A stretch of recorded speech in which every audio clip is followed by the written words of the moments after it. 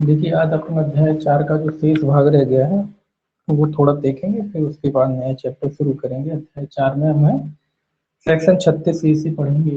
आज पूरा नहीं हो पाया था कल ये सेक्शन 36 से।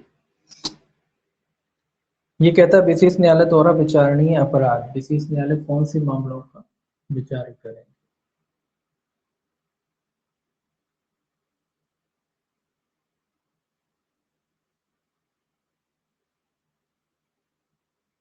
विशेष न्यायालय द्वारा विचारणीय अपराध।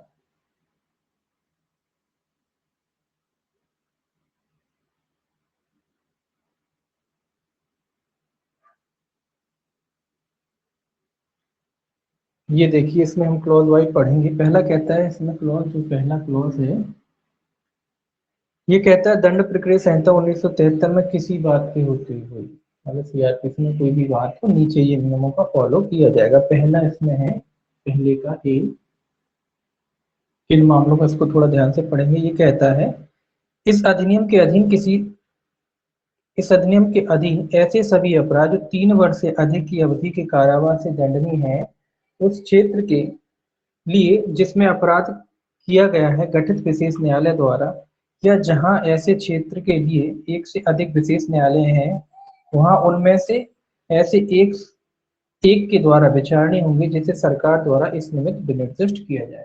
तो पहले इसमें दो चीजें आई है कि क्या कह रहा है कि कौन से मामलों का विचारण करेगा, 3 वर्ष से अधिक के मामलों का। ये याद रखना है बस आपको, 3 वर्ष से अधिक प्लस लगा दिया, तो 3 वर्ष से अधिक के मामलों का विचारण करेगा। ऐसे मामले जिसमें 3 वर्ष से अधिक की सजा होती है उन मामलों का विचारण विशेष न्यायालय के द्वारा किया जाएगा।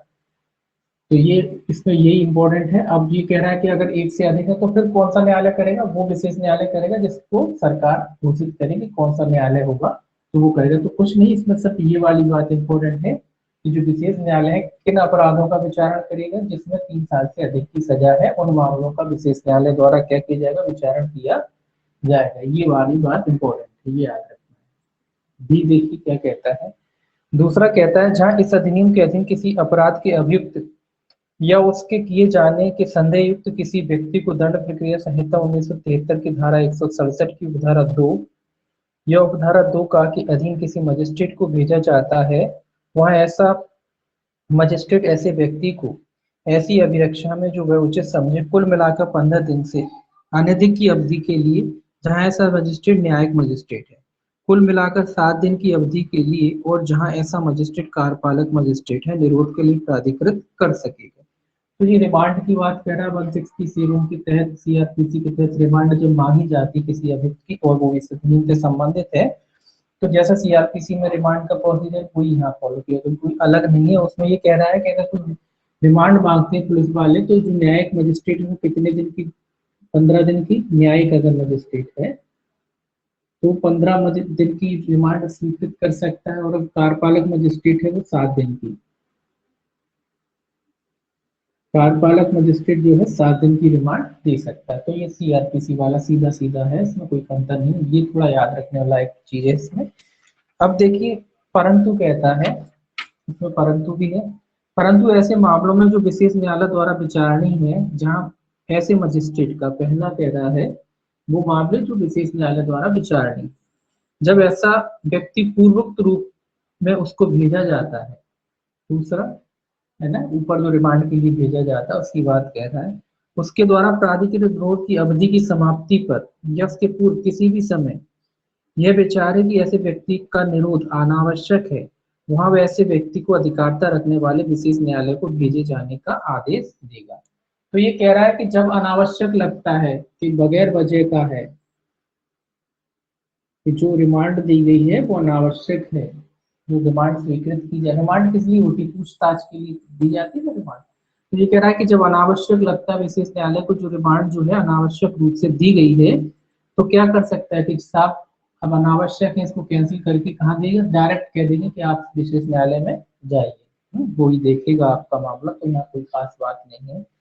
तीसरा है इसका सी, कुल मिला के रिमांड खत्म कर देगा और डायरेक्टली बुला लेगा अभियुक्त को अपने पास और मामले को देखेगा, विचारण करेगा फिर जो भी है।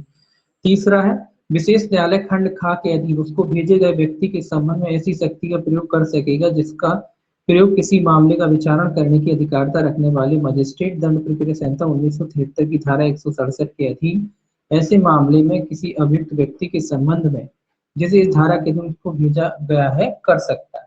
तो ये कह रहा है जैसे सीआरपीसी में 167 के अधीन जो मजिस्ट्रेट शक्तियों का प्रयोग करता है, अगर कोई मामला यहाँ से अनावश्यक था उसको भेज दिया गया, इसकी रिमांड कैंसिल करके न्यायिक मजिस्ट्रेट क्या कहते हैं विशेष मजिस्ट्रेट के पास भेज दिया जाता है, तो वो विशेष मजिस्ट्रेट है या न्यायाधीश कहेंगे, विशेष जो न्यायाधीश है वो क्या करेगा, धारा 167 के अधीन किसी अभियुक्त को भेजा जाता है तो वो इसी तरीके की जो धारा 167 में प्रक्रिया दी गई है, जो विचारण की उसे अधिकारिता है, उन्हीं शक्तियों का प्रयोग करेगा।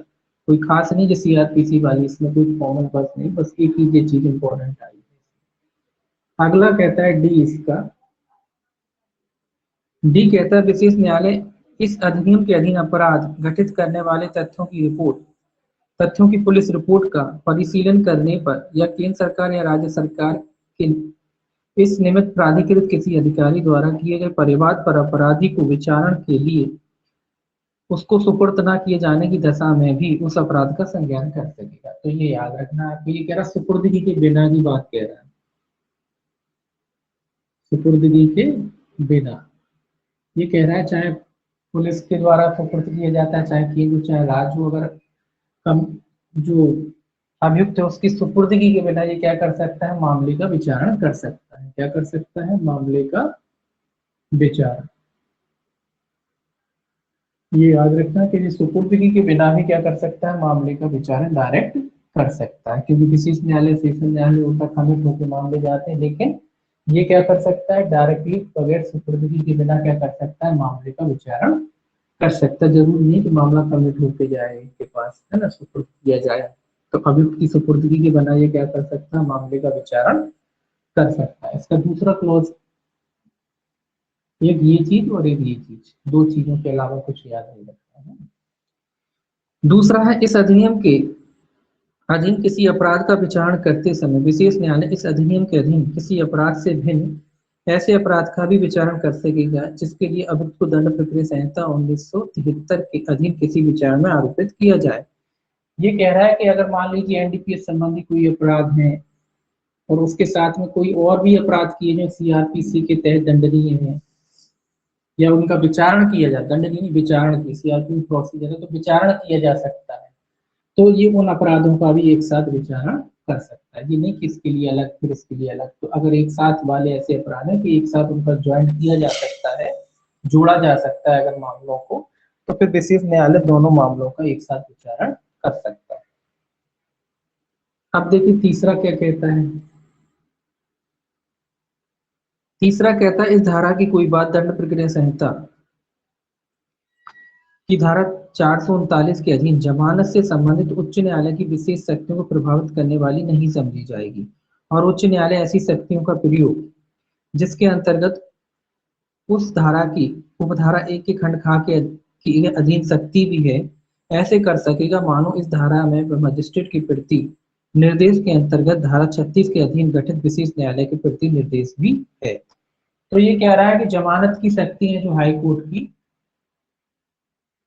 कायमे 439 में सीआरपीसी की बात करें, सीआरपीसी में जो दी गई है उन पर ये धारा कोई प्रभाव नहीं डालेगा। मतलब हाईकोर्ट की तख्ती पे जो जमानत की जो विशेष शक्ति स्पेशल पावर दी है ना 439 में, जब नीचे से जमानत खारिज हो जाती तो हाईकोर्ट में लगाते हैं, उसके बारे में कह रहा है कि उन शक्तियों पर ये धारा कोई प्रभाव नहीं डालेगी। ये अधिनियम कह दीजिए, ये अधिनियम कोई प्रभाव जो हाईकोर्ट की जमानत की शक्तियां हैं उन पर कोई प्रभाव नहीं डालेगी। मजिस्ट्रेट ऐसे ही काम करेगा जैसे कि वो विशेष न्यायालय हो, ठीक है। मतलब जमानत देना चाहे दे सकता है, नहीं देना चाहे नहीं दे सकता। तो हाई कोर्ट की शक्तियों पर कोई जमानत की स्पेशल जो पावर है उस पर कोई प्रभाव नहीं पड़ेगा। जिस पर स्पेशल प्रोविजन है हाई कोर्ट की, हाई कोर्ट चाहे तो जमानत दे सकता है, नहीं देना चाहे तो नहीं दे सकता है।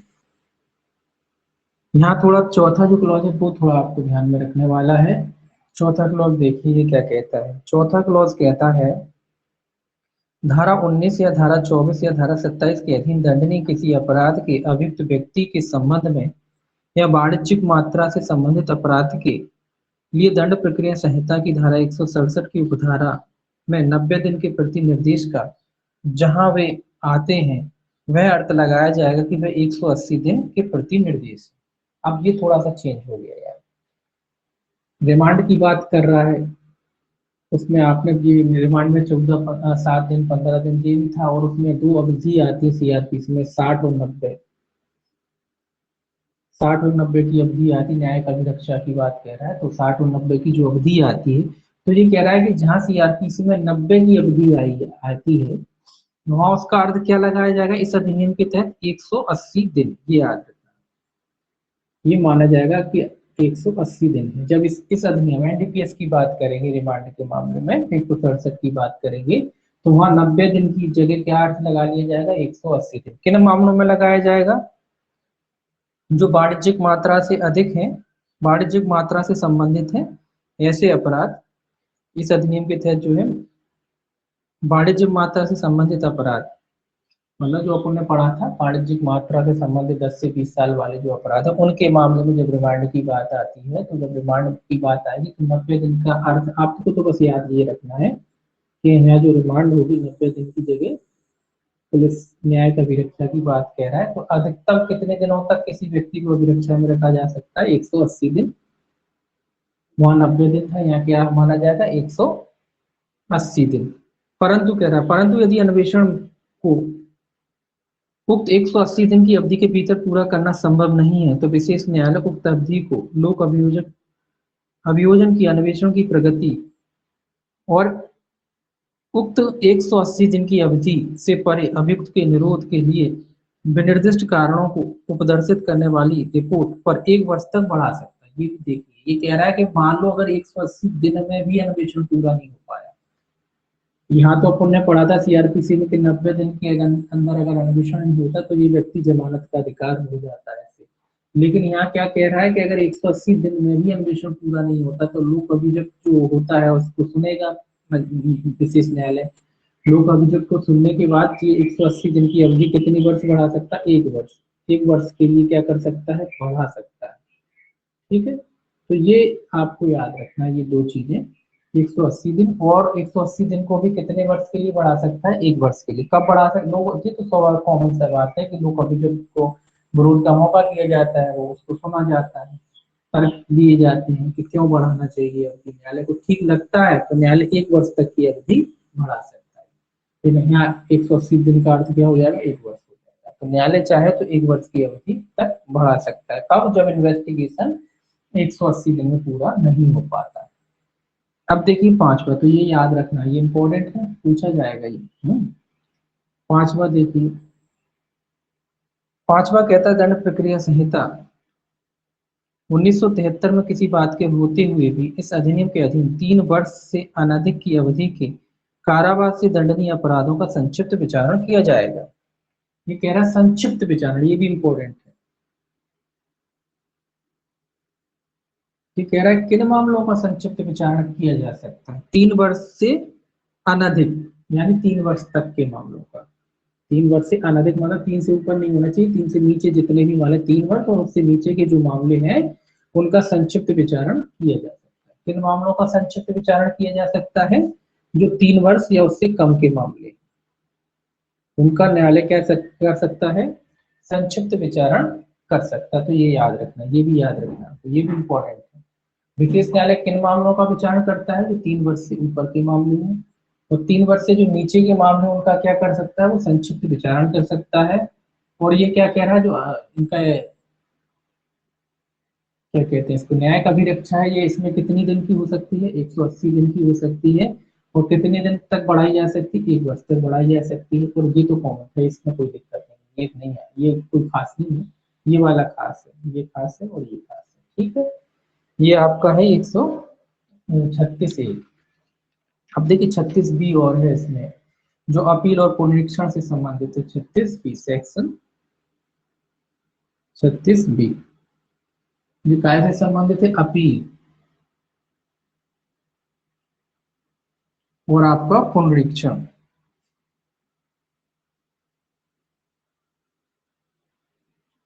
इसको सेक्शन को याद रखना, काय से संबंधित है, अपील और पुनरीक्षण से संबंधित सेक्शन है ये कहता उच्च न्यायालय जहां तक लागू हो सके दंड प्रक्रिया संहिता 1973 के अध्याय 29 और 30 द्वारा उच्च न्यायालय की प्रदत्त सभी शक्तियों का प्रयोग ऐसे कर सकेगा मानो उच्च न्यायालय की अधिकारिता की स्थानीय सीमाओं के भीतर कोई विशेष न्यायालय उच्च न्यायालय की अधिकारिता की स्थानीय सीमाओं के भीतर मामलों का विचारण करने वाला सेशन न्यायालय।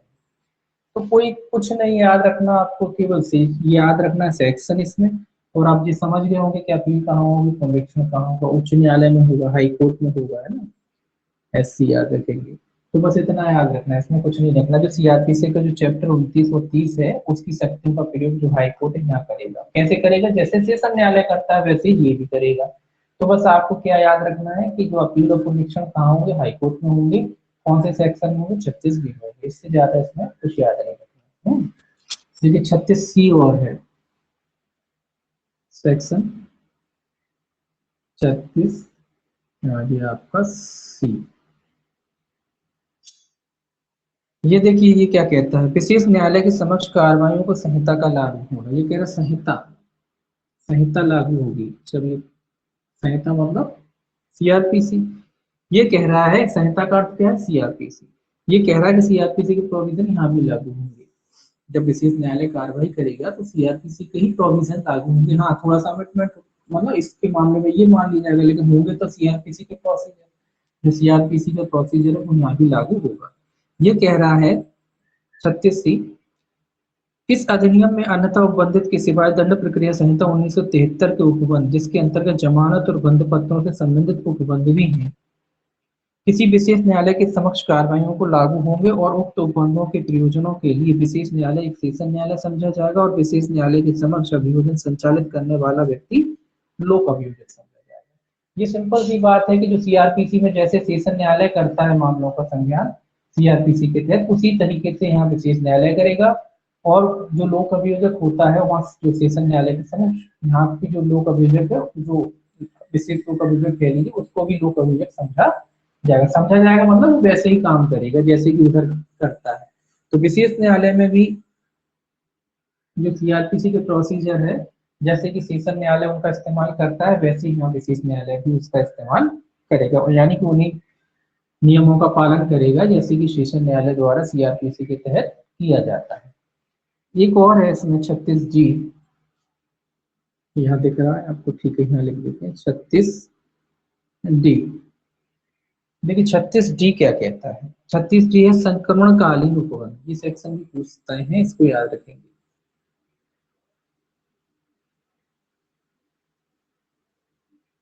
तो ये संक्रमणकालीन या कह लीजिए आपातकालीन, है ना। कौन से उपबंध? संक्रमणकालीन भी कह सकते हैं आप, आपातकालीन भी कह सकते हैं, उपबंध है ये इसका पहला क्लॉज कहता है कि धारा 36 के अधीन किसी विशेष न्यायालय का गठन होने तक स्वापक औषधि और मन प्रभावी पदार्थ संशोधन अधिनियम 1988 के प्रारंभ पर या उसके पश्चात इस अधिनियम के अधीन किए गए किसी ऐसे अपराध का जो किसी विशेष न्यायालय द्वारा विचारणीय है, विचारण दंड प्रक्रिया संहिता 1973 में किसी बात के होते हुए भी सेशन न्यायालय द्वारा किया जाएगा। ये तो सिंपल, ये तो एक प्रोसीजर वाली बात है कि मान लीजिए जब तक विशेष न्यायालय का गठन नहीं हो पाया है, जब ये अधिनियम बना होगा, ये प्रॉब्लम तब आई होगी जब बना होगा, अब ये तो नहीं है।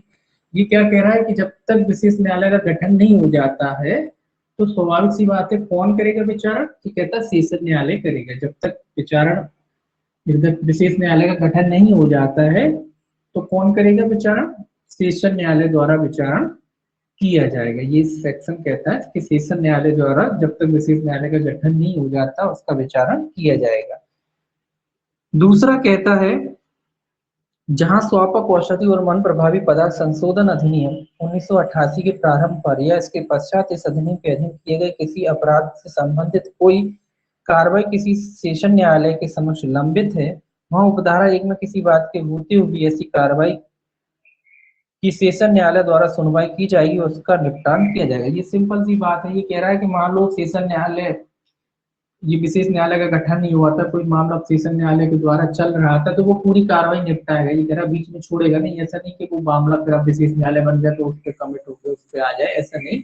अगर वो कार्रवाई सेशन न्यायालय के समक्ष चालू हो गई थी, विशेष न्यायालय का गठन नहीं हुआ था इसलिए सेशन न्यायालय में कार्रवाई चल रही थी, तो वो सेशन न्यायालय है जो उस पूरी मामले की कार्रवाई को निपटाएगा। ये कह रहा है कि उसको पूरी तरीके से खत्म करेगा। ये नहीं कि मामला कमिट किया जाए, विशेष न्यायालय बन गया बोले उसको ट्रांसफर इससे क्या होगा, मामला पेंडिंग होते हैं ना, इसीलिए कहा है कि पूरी तरीके से जो मामले को निपटाएगा। हाँ, अब जो नए मामले आएंगे वो फिर सीधी सी बात है, विशेष न्यायालय में जाएंगे। परंतु कह रहा है, परंतु उपधारा की कोई बात दंड प्रक्रिया संहिता 1973 की धारा 407 के अधीन उच्च न्यायालय की किसी सेशन न्यायालय द्वारा उपधारा 1 के अधीन संज्ञान किए जाने के किसी मामले या मामलों के वर्ग को अंतरित करने की शक्ति को प्रभावित नहीं करेगी। ये कह रहा है, लेकिन हाँ, हाईकोर्ट की जो मामले को अंतरित करने की शक्ति को प्रभावित नहीं करेगी। मतलब हाईकोर्ट चाहे तो मामला अंतरित कर सकता है, ये हाईकोर्ट का जो स्पेशल पावर है अंतरित करने के मामलों को, उस पर ये धारा प्रभाव नहीं डालेगी। हाँ, अगर हाईकोर्ट को लगता है कि चलो अब विशेष न्यायालय बन गया, अब सेशन न्यायालय की जरूरत नहीं है, मामला अंतरित कर देना चाहिए, तो वो कर सकता है। तो ये हाईकोर्ट के जो पावर है उस पर कोई प्रभाव ये धारा नहीं डालेगी। क्योंकि धारा 36 भी केवल सेक्शन जो है पूछा जाता है, सेक्शन सेक्शन संक्रमणकालीन उद्भव का। संक्रमणकालीन मतलब आपातकालीन, आपातकालीन मतलब कि भैया अधिनियम अभी न्यायालय बना नहीं है, अब विचारण करना है, क्योंकि आपात की स्थिति न्यायालय के लिए, तो उसके बारे में कह रहा है कि कहाँ करेगा। स्वाभाविक सी बात है, सेशन में ही होगा ट्रायल, और सेशन न्यायालय पूरे मामले को निपटाएगा। हाँ, हाईकोर्ट चाहे तो मामला अंतरित कर सकता है। ठीक है, और सेक्शन जो है 37 है इसमें, सेक्शन 37 ये है आपका अपराधों का संज्ञेय और अजमानती। तो इसकी हेडिंग से ही काम चल जाएगा आपका। ये क्या कह रहा है, कैसे होंगे अपराध संज्ञेय और अजमानती। कैसे होंगे, संज्ञेय और अजमानती होंगे। अपराध कैसे होंगे इस अधिनियम के तहत, जो संज्ञेय होंगे और अजमानती होंगे, ये याद रखना। इस अधिनियम के अपराध कैसे होंगे, संज्ञेय और अजमानती।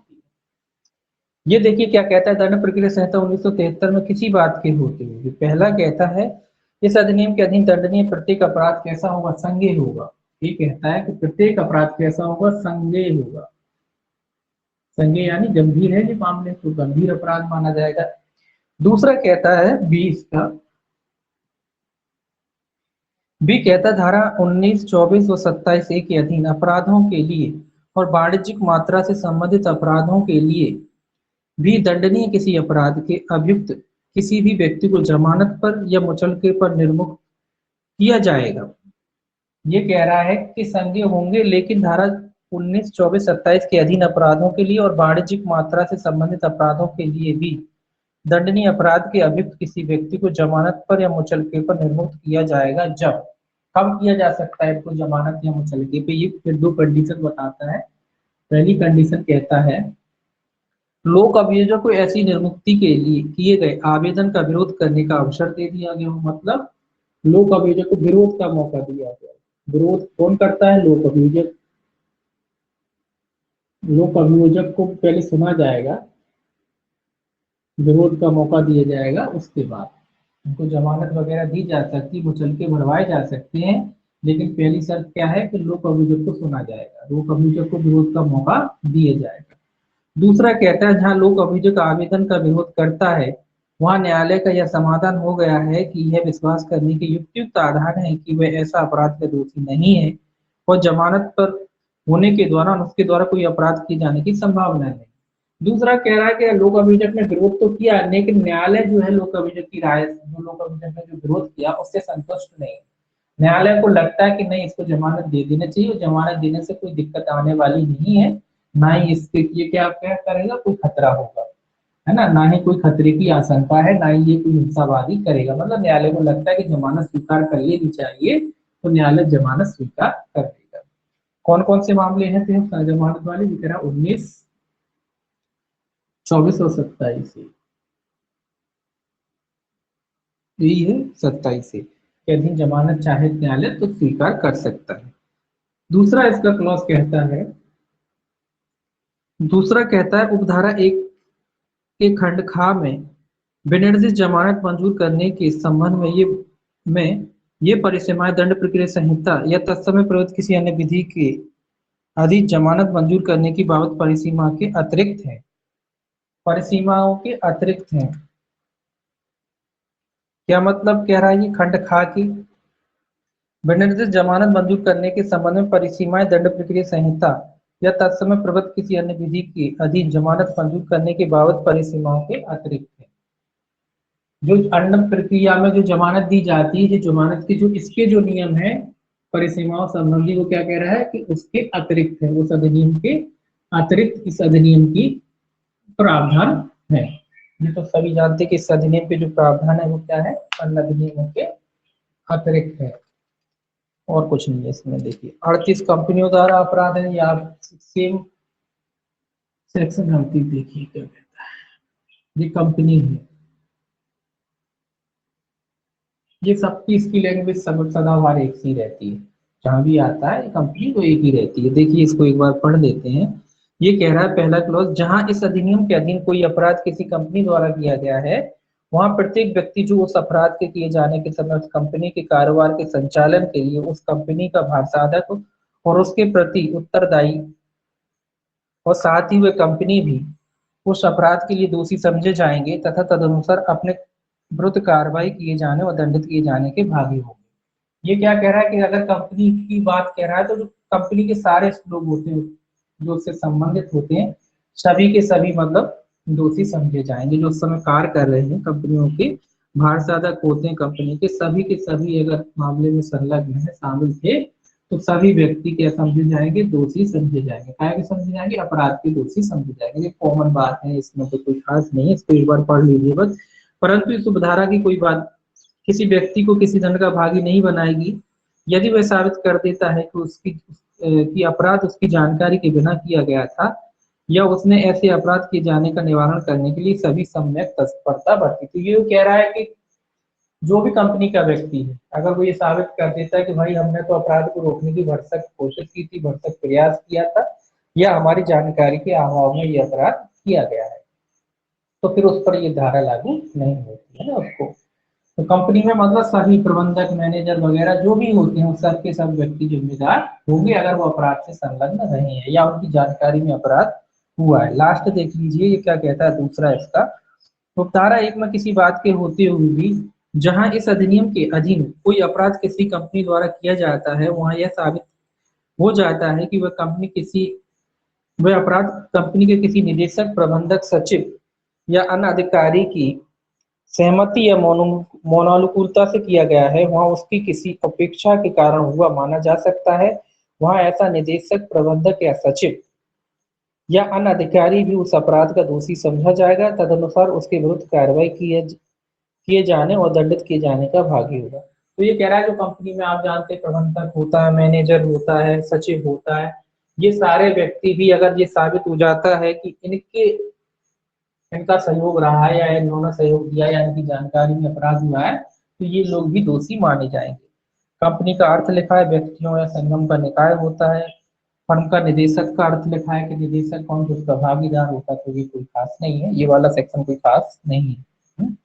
कंपनी का जो सेक्शन होता है सेम लैंग्वेज रहती है, हर एक्ट में एक ही लैंग्वेज रहती है, ठीक है ना, तो कोई खास नहीं है सेक्शन। सेक्शन याद रख सकते हैं अगर रखना चाहें तो 38 कंपनियों के अपराध बस। अब सेक्शन 39 देखिए, सेक्शन 39 क्या कहता है। कतिपय अपराधों की परिवीक्षा पर निर्भुत करने की न्यायालय की शक्ति। परिवीक्षा की बात क्या है, ये कह रहा है कि कुछ अपराध ऐसे हैं जहां न्यायालय परिवीक्षा का लाभ दे सकता है। कौन सा अपराध है वो थोड़ा इसमें देखने वाली है। ये कह रहा है परिवीक्षा की बात कह रहा है कि परिवीक्षा से संबंधित है, धारा 39 का से संबंधित है परिवीक्षा, लेकिन हर मामलों में परिवीक्षा की बात नहीं कह रहा है, कुछ मामलों को कह रहा है कि कौन कौन से मामले हैं जहां न्यायालय परिवीक्षा दे सकता है, परिवीक्षा का लाभ दे सकता है। वैसे तो परिवीक्षा का लाभ मिलेगा नहीं, अपन पहले आगे पढ़ चुके, लेकिन कुछ अपराध ऐसे हैं जहां न्यायालय को लगता है कि परिवीक्षा का लाभ देना चाहिए तो दे सकता है। जैसे पहली बात की तो एडिक्ट वगैरह वाले थे, वही वाली बात क्या आएगी। ये कह रहा है, ये सेक्शन इंपॉर्टेंट है, ये याद रखना। देखिए कौन को दे सकता है परिवीक्षा का लाभ। ये कह रहा है जब किसी व्यस्य ने, जो एडिकेट व्यक्ति था, जो नशा करता है, उसकी बात कह रहा है।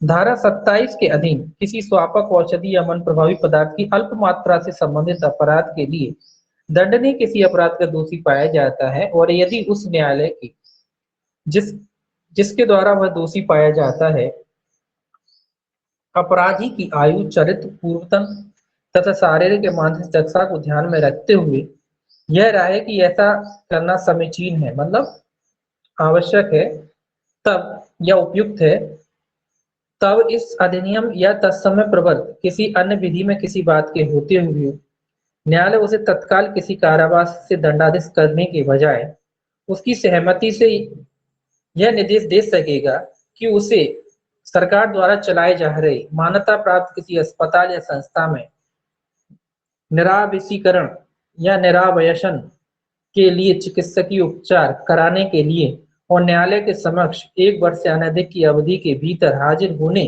और अपने चिकित्सकीय उपचार के परिणाम के बारे में रिपोर्ट प्रस्तुत करने के लिए या इस बीच अध्याय 4 के अधीन किसी अपराध को करने से प्रवृत्त रहने के लिए केंद्र सरकार द्वारा विहित प्रारूप में प्रतियों सहित या उसके बिना बंधपत्र निष्पादित करने पर निर्मुक्त किया जाए। तो ये कह रहा है कि धारा 27 की बात कह रहा है कि धारा 27 के तहत कौन व्यक्ति था जो आदि था, कहते नशे का आदि था, है ना, नशे का आदि व्यक्ति था, नशे का आदि व्यक्ति था, वो व्यक्ति को क्या कर सकते हैं, नशे का जो आदि व्यक्ति था उसकी बात कह रहा है कि जो नशे का आदि व्यक्ति था उसके बारे में, या जो नशा करता था उसकी बात कह रहा है कि उस व्यक्ति को छोड़ा जा सकता है, न्यायालय चाहे उस व्यक्ति को छोड़ सकता है। कब छोड़ सकता है, लेकिन शर्त है उसके लिए, जब ये खुद कह, पहली बात अल्प मात्रा, ये याद रखना है। कब छोड़ सकता है, जब ये ड्रग्स की अल्प मात्रा में पाया जाता है, ज्यादा भर के पाया जाएगा तो नहीं छोड़ा जाएगा, केवल अल्प मात्रा, जो पहला वाला बात कह रहा था, अल्प मात्रा मतलब स्वयं के उपभोग के लिए होगा तभी अल्प मात्रा में आएगा। तो जो अल्प मात्रा है उसके संबंध में जो अपराध करता है उसके कब्जे से पकड़ा जाता है, ये ड्रग्स का आदि। तो ये खुद स्वीकार करता है, जब कब छोड़ा जाएगा, जब ये खुद मानता है कि ये अपना इलाज कराने को तैयार है, इलाज कराने के लिए तैयार है, फिर इससे 1 साल का बॉन्ड भरवा लेगा न्यायालय। 1 साल का, कितने साल का बॉन्ड भरवाए, 1 साल का, कि भैया जब आपका इलाज, साल भर इलाज चलता है तो साल भर आपका इलाज चलेगा, जो नशा मुक्ति केंद्र वगैरह होते हैं वो भी गवर्नमेंट के द्वारा जो चलाए जाते हैं, वो वहां जाके आप इलाज कराएंगे और 1 साल बाद आप अपनी जो है रिपोर्ट पेश करेंगे। न्यायालय जो रिपोर्ट देता है कि शायद ये सुधर गए हैं या नहीं सुधर गए हैं, तो ये न्यायालय डायरेक्ट इनको सजा ना दे के ये मौका दे सकता है, सुधरने का मौका है, तुम ये सुधर जाओ। अगर ये सुधर जाते तो इनकी सजा माफ हो जाएगी, नहीं सुधरते तो क्या हुआ, तो फिर जो सजा गली है वो सजा काटेंगे जी। अगर मान लीजिए 1 साल तक इनको न्यायालय ने बॉन्ड भरवाया था, ये इलाज विलाज नहीं कराते हैं तो क्या होगा, फिर जो सजा हुई थी वही सजा काटेंगे। तो न्यायालय चाहता है, अगर कब इनको छूट दे सकता है, इनकी आयु देखकर, इनका चरित्र देखकर, ये सारी चीजें, तो ये पैमाने तो उसमें भी होते हैं परिवीक्षा में, तो ये सारे वही पैमाने हैं, मानसिक दशा वगैरह, चरित्र वगैरह, पूर्व तनाव आपराधिक रिकॉर्ड वगैरह, ये सारी चीजों को देखकर इनको न्यायालय छोड़ सकता है। लेकिन तब छोड़ेगा जब ये खुद कहने को तैयार है कि भैया हम अपना इलाज कराने को तैयार है, हम अपना इलाज कराएंगे, नशा मुक्ति केंद्र जाने को तैयार है। तो 1 साल के लिए इन्हें नशा मुक्ति केंद्र जो होते हैं वहां भेज दिया जाएगा, जो सरकार के द्वारा चलाए जाते हैं। 1 साल का इनसे बॉन्ड भरवा लिया जाएगा, जब ये ठीक हो जाएंगे 1 साल बाद तो ये अपनी रिपोर्टिंग करेंगे न्यायालय में, और न्यायालय देखेगा कि भैया ये ठीक हुए या नहीं, इलाज हुआ है या नहीं हुआ है, और अल्प मात्रा में होना चाहिए, तो इनको न्यायालय परिवीक्षा का लाभ दे सकता है। तो शिक्षण यही बनता है कि परिवीक्षा का लाभ किसे दिया जाता है, जो 27 वाले जो एडिक्ट वाले व्यक्ति हैं उनको दिया जा सकता है। कब दिया जा सकता है, जब अल्प मात्रा से संबंधित हो। कब दिया जा सकता है, जब वो खुद इलाज कराने के लिए तैयार हो। तो ये 2-3 चीजें इसमें ध्यान रखने वाली बात है। अब देखिए दूसरा कहता है, यदि चिकित्सकीय उपचार के परिणाम के बारे में उपधारा 1 के अधीन प्रस्तुत की गई रिपोर्ट को ध्यान में रखते हुए न्यायालय को यह प्रतीत होता है कि ऐसा करना समीचीन है, तो न्यायालय अपराधी को उसके द्वारा 3 वर्ष से अनधिक की ऐसी अवधि के दौरान जो न्यायालय विनिर्दिष्ट करना ठीक समझे अध्याय 4 के अधीन कोई अपराध करने से प्रवृत्त रहने के लिए केंद्र सरकार द्वारा विहित रूप में प्रतिभों सहित या उसके बिना बंधपत्र निष्पादित किए जाने पर सम्यक भर्त्सना के पश्चात निर्मुक्त किए जाने अथवा उस उसके इस प्रकार प्रवृत्त रहने में असफल रहने पर न्यायालय के समक्ष हाजिर होने और ऐसी अवधि के दौरान जब अपेक्षा की जाए दंडादेश प्राप्त करने के लिए निर्देश दे सकता है। ये बॉन्ड की बात कह रहा है कि न्यायालय चाहे तो इन व्यक्तियों से 3 वर्ष का बॉन्ड भी भरवा सकता है जब न्यायालय छोड़ता है। अगर न्यायालय डॉक्टर की जो रिपोर्ट वगैरह होती है वो रिपोर्ट पर विचार करेगा, विचार करने के बाद 3 साल का इनसे बॉन्ड भरवा लिया जाएगा। बॉन्ड भरवाने के बाद न्यायालय क्या कर सकता है, इनको छोड़ सकता है। जो सजा थी ना उसमें क्या कर सकता है, छोड़ सकता है। 3 साल तक का बॉन्ड का मतलब है कि 3 साल में दोबारा आप वैसा अपराध नहीं करेंगे। बॉन्ड भरवा लिया, आप 3 साल में अगर आपने दोबारा वैसा अपराध किया, न्यायालय के संज्ञान में अगर मामला आया तो जो आपका बॉन्ड था वो खत्म हो जाएगा और जो सजा आपको मिली थी फिर वो सजा आपको काटना पड़ेगी। तो 3 साल तक आप सच्चरित्र बने रहेंगे, बिल्कुल, ये इसके लिए बॉन्ड भरवा लिया जाता है। तो न्यायालय 3 साल के लिए बॉन्ड भरवा लेगा, इलाज चलेगा। इलाज के बाद डॉक्टर की रिपोर्ट आएगी, फिर जब रिपोर्ट आएगी तो न्यायालय क्या करेगा, इनसे 3 साल का बॉन्ड भरवा के इनको छोड़ सकता है। डॉक्टर की जो रिपोर्ट आएगी, डॉक्टर कहेगा कि भैया ठीक हो चुके हैं, अब इनको छोड़ा जा सकता है, स्वस्थ हो चुके हैं, अब ये नशाखोरी के आदि नहीं रहे हैं, तो लत नहीं है, इनकी लत खत्म हो गई है। तो न्यायालय क्या करेगा, 3 साल का इनसे बॉन्ड भरवा लेगा, और बॉन्ड भरवा के क्या कर सकता है, इनको अगर उपयुक्त लगता है तो छोड़ सकता है। सेक्शन 40 देखिए क्या कहता है। सेक्शन 40 कहता है कतिपय अपराधियों के नामों, कारोबार के स्थान आदि के प्रकाशित करने की न्यायालय की शक्ति। ये कहता है प्रकाशन, कौन का प्रकाशन, जिसने इस अधिनियम के तहत अपराध किए, ऐसे व्यक्तियों का नामों का प्रकाशन किया जाएगा, पेपर में, न्यूज़पेपर में वगैरह में निकाला जाएगा। मतलब कुख्यात लोग है ना, तो इनकी और प्रसिद्धि बढ़ाई जाएगी न्यायालय द्वारा कि भाई जब इन्होंने अपराध किया तो पेपर वगैरह में छपाए जाएंगे इनके नाम कि भाई ये फलाने व्यक्ति थे, ये पकड़े गए। तो उनके बाद एक बात कह रहा है सेक्शन 40, ये कह रहा है पहला इसका क्लॉज, पहला क्लॉज कहता है जहां किसी व्यक्ति को धारा 15 या 25, दोनों धारा है इसमें ये शामिल, 15 से 25 तक, धारा 28, धारा 29, धारा 30 के अधीन दंडनीय किसी अपराध का सिद्ध दोष ठहराया जाता है, वहां उस व्यक्ति को सिद्ध दोष ठहराने वाला न्यायालय ऐसे व्यक्ति का नाम और कारोबार का स्थान या निवास स्थान का उल्लंघन की प्रकृति, यह तथ्य कि उस व्यक्ति को इस प्रकार सिद्ध दोष ठहराया गया है, और ऐसी अन्य विशिष्टियां जो न्यायालय मामले की परिस्थितियों में समुचित समझे, ऐसे व्यक्ति के बयान पर ऐसे समाचार पत्रों में या ऐसी रीति से जो न्यायालय निर्दिष्ट करे प्रकाशित कराने के लिए सक्षम हो। कुछ नहीं कह रहा, ये कह रहा है कि जो 15 से लेके आपके 25 तक के अपराध हैं, इसके अलावा जो धारा 28, 29 और 30 के अधीन जो दंडनीय अपराध है, अगर कोई व्यक्ति इस अधिनियम के तहत अपराध करता है तो उस व्यक्ति का नाम छपाया जाएगा, जहां से अपराध किया गया, कारोबार, घर वगैरह जहां का भी है, सब जगह का नाम पता न्यायालय के द्वारा छपाया जाएगा, पेपर, अखबार वगैरह जैसे भी जो साधन होते हैं ना प्रकाशन के, उन सभी साधनों के द्वारा जो भी उपयुक्त लगता है न्यायालय को, उसके नामों आदि के प्रकाशन किया जाएगा, ताकि लोगों को पता पड़ सके कि भैया यहाँ क्या कारोबार होता था, कौन सा व्यक्ति क्या कारोबार करता था। तो इसलिए इनका नाम वगैरह छापा जाएगा। कोई खास नहीं है, केवल सेक्शन से काम चलेगा इसमें। दूसरा कहता है उपधारा 1 के अधीन कोई प्रकाशन तब तक नहीं किया जाएगा जब तक कि न्यायालय के आदेशों के विरुद्ध अपील करने की अवधि का कोई अपील किए बिना अवसान नहीं हो जाता, या ऐसी अपील किए जाने पर उसका निपटान नहीं करते। तो ये कहता है नाम आदि का प्रकाशन तब किया जाएगा जब इसको अपील का मौका होता है ना सभी को, तो ये अपील का जो उसका मौका है, जो अपील का जो उसका अवसर है, वो समाप्त नहीं हो जाता, या तो अपील का अवसर समाप्त हो जाए, या फिर अपील न्यायालय का जो विनिश्चय आया वो उसका विनिश्चय अंतिम हो जाए, जो भी विनिश्चय आएगा उसके अनुसार फिर इसका प्रकाशन किया जाएगा, है ना। अगर अपील न्यायालय, अब अपील का क्यों दिया गया, इसीलिए दिया गया कि मान लीजिए अपील न्यायालय में जो निर्दोष पाया जाता है, आपने पहले प्रकाशन कर दिया, ऐसा नहीं होगा ना। तो इसीलिए कह रहा है कि या तो पहले अपील का समय निकल जाए, जो समय होता है अपील का, जो भी समय दिया गया है वो या तो वो खत्म हो जाए, या फिर इसने अगर अपील कर दी है तो अपील का निपटारा हो जाए। अगर अपील का निपटारा हो जाता है, दूषित हो जाता है, तो फिर इसका प्रकाशन कर दिया जाए। निर्दोष हो जाता है तो फिर कोई प्रकाशन ही नहीं होगा, है ना। तो ये तीसरा कहता है उपधारा 1 के अधीन किसी प्रकाशन का व्यय सिद्ध दोष ठहराए गए व्यक्ति को इस प्रकार वसूल नहीं होगा मानो वह न्यायालय द्वारा अधिरूपण जुर्माना। तो ये कह रहा है कि जब न्यायालय प्रकाशन कराएगा, उसका प्रकाशन का जो भी खर्चा होगा वो भी इसी व्यक्ति से वसूल किया जाएगा जिसके नाम का प्रकाशन किया जाता है ना। तो खर्चा कौन देगा, किसके नाम का प्रकाशन किया जाता है वही। वो कैसे वसूला जाएगा, जैसे न्यायालय जुर्माना वसूलता है वैसे ही इनके प्रकाशन का जो खर्च है वो न्यायालय वसूल। ये आपका अध्याय हो गया 4 कंप्लीट। अब इसके बाद आपका है अध्याय,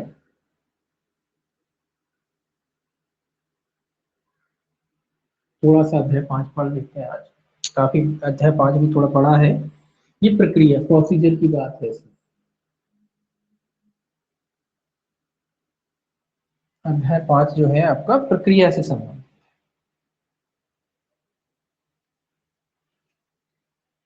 ये आपका 41 से शुरू होता है, 41 से, और लगभग ये जाता है आपका 62 तक जाता होगा, 60-62 के करीब जाता है।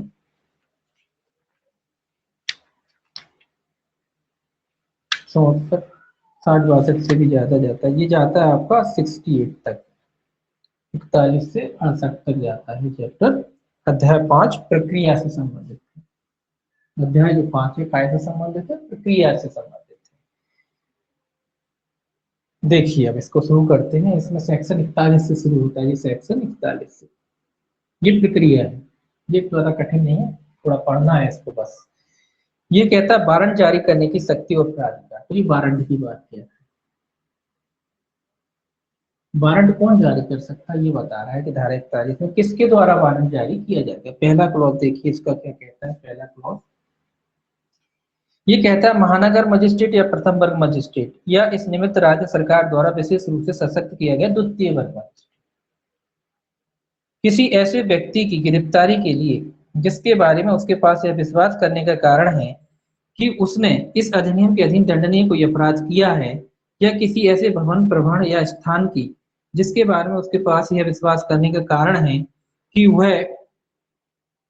कि वहां स्वापक औषधि या मन प्रभावी पदार्थों के नियंत्रित पदार्थ जिसकी बाबत इस अधिनियम के अधीन दंडनीय कोई अपराध किया गया है, या कोई ऐसा दस्तावेज या अन्य वस्तु जो ऐसे अपराध के किए जाने का साक्ष्य हो सकती है, या कोई ऐसा अवैध रूप से अर्जित कोई संपत्ति धारण करने का साक्ष्य हो सकती है जो इस अधिनियम के अध्याय 5 के अधीन अभिग्रहण या स्थिरीकरण या समर्पण के ये दायी रखी या छिपाई गई है, दिन में या रात में तलाशी के लिए वारंट जारी कर सकेगा।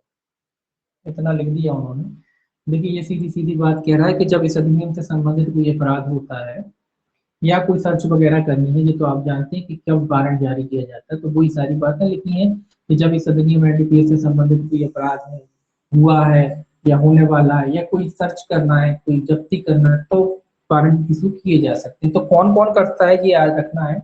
ये कह रहा है महानगर मजिस्ट्रेट द्वारा,